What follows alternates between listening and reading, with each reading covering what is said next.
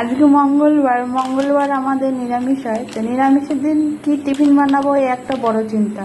তো ঘরে সুজি ছিল,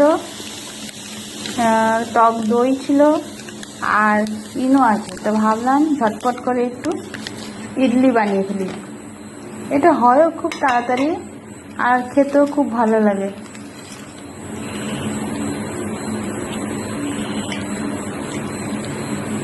আগে দই দিয়ে আর অল্প নুন দিয়ে এই ইডলির ব্যাটারটাকে মেখে রাখতে হবে।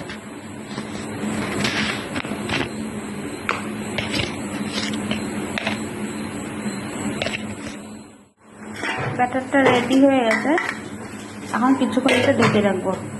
এদিকে ইডলির জলটা গরম বসিয়ে দিই। গ্যাসটা একটু ধরা যেত।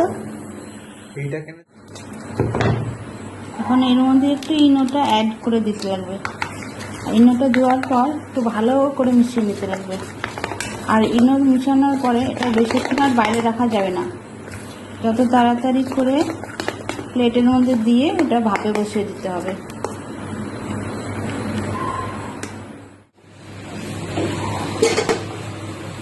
আমাদের ইডলি রেডি।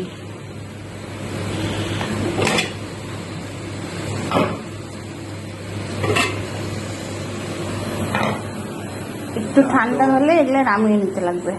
গরম অবস্থায় না মারলে ভেঙে যাবে।